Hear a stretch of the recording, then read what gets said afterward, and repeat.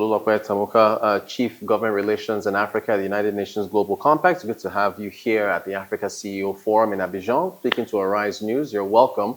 Look, the theme here has been about this new deal between the public sector within these African governments and the respective private sectors. Do you think this deal, this handshake deal, can be achieved?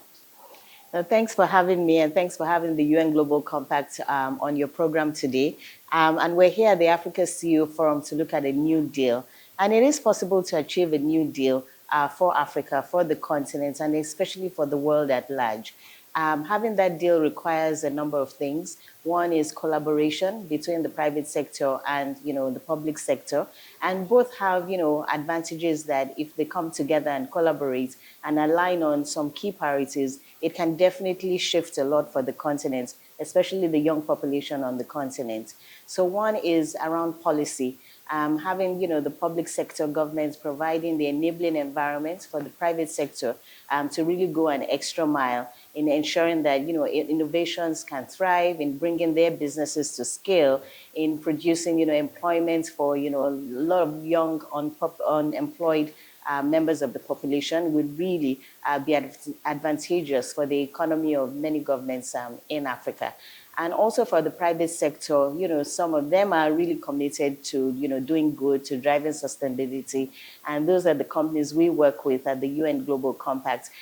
We have over 22,000 companies in our fold globally, and almost 2,000 of these companies are in Africa. And they're really committed to driving sustainability. And having that cooperation, that new deal, would really ensure that we get back on track on the SDGs. So speaking of which, speaking of the SDGs, thank you for landing on that point. You've been very focused on that. The UN Global Compact has been steadfast in trying to put focus on those sustainable development goals. Are you worried that with everything else going on, the global trade tensions and everything else, that attention has shifted away from that? Indeed, a lot has happened over the years from the impact of COVID, which created some setbacks, and also the current trade wars. But really good to know that, nations are coming together to negotiate, and we hope to see the end of that process soon. But the SDGs were adopted by 193 countries who came together around shared goals. And they remain relevant even in the current context. And therefore, they still provide the real roadmap for the entire world, to ensure that we can achieve progress for the planet, for people, and for prosperity. So everything we do also is to ensure that as the United Nations, we spotlight, the SDGs and ensuring that, we can get back on track towards achieving them, and bring in businesses who have also committed towards adopting and ensuring that we can implement these SDGs, more into the fold to drive progress, especially now because we have just a few more years until 2030. Exactly. And I did want to zero in on the gender equality part of the SDGs. There has been some worry that also a little bit of focus has fallen away from that, and not enough private firms in public sectors are pulling their weight in trying to put forward gender equality. Do you share that worry? Is there more work that needs to be done there? So there's been some improvement.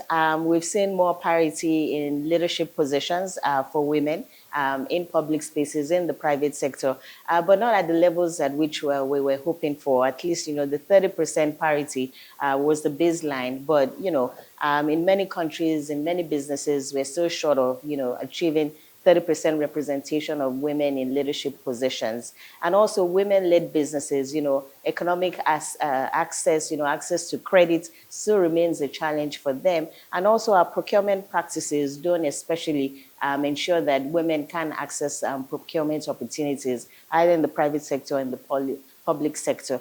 So a lot of work still needs to be done to ensure that, gender equality in its different facets can still be achieved. One of the ways in which we ensure that we aim to keep gender equality back on track is to bring CSOs across Africa through what we have. It's called the Africa Business Leaders Coalition. It's a coalition of 72 large companies that have a footprint across the continent. And one of the key themes that they drive towards, ensuring they can achieve is gender parity and gender equality. And last year, also at the previous Africa CEO Forum in Kigali, they committed through a gender statement to achieve these goals. And since a year since they signed that commitment, we have seen progress by these CEOs really bringing the political will and pushing, for gender equality targets to be achieved in their respective companies and in their sectors as well. So we are seeing change.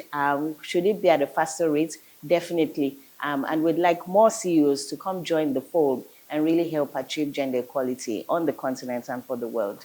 Great stuff. You guys at the Global Company, you've got a lot of initiatives going on, so thanks for mentioning that one. Another one is this the Global Business Initiative. Can you talk to us about how you're pushing that forward? Exactly. So the Global Africa Business Initiative is the way we bring Africa to the world and will help change the narrative around economic transformation and opportunities on the continent. And we convene our flagship initiative annually on the back of the UN General Assembly, where we bring, policy leaders, global CEO leaders, and African CEO leaders. It's a one-of-its-kind forum. And we are going to be convening again this year at the Marriott Marquis on the 21st and 22nd of September in New York to look at key transformative areas and how to really ensure that, we can bring programs to scale to drive this investment opportunities for the continent. So issues around energy access and energy transformations, digital transformations as well, and looking at the creative sector and how to drive economic opportunities for the continent. The continent has been involved in lots of, economic transactions, but most of that hasn't been for the benefit of people on the continent. And so that's the narrative we're trying to shift to see how all of these opportunities, including in sports, for instance, can be transformative for the continent itself. And we have huge announcements about such initiatives, investment opportunities that really are at scale to really drive in development in Africa. We convene together with the African Union, and we're looking forward to our next convening.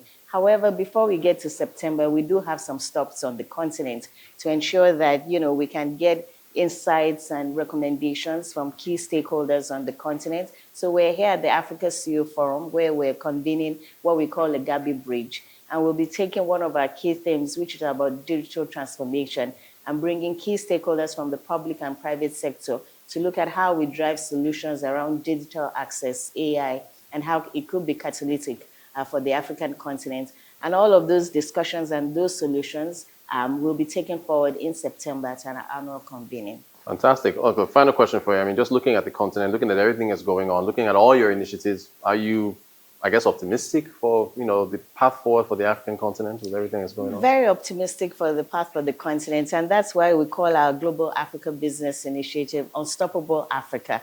Africa cannot be stopped. Opportunities are ripe. Vibrant youth population, economic opportunities, in ensuring that our critical minerals really transform the continent and for the good of the continent.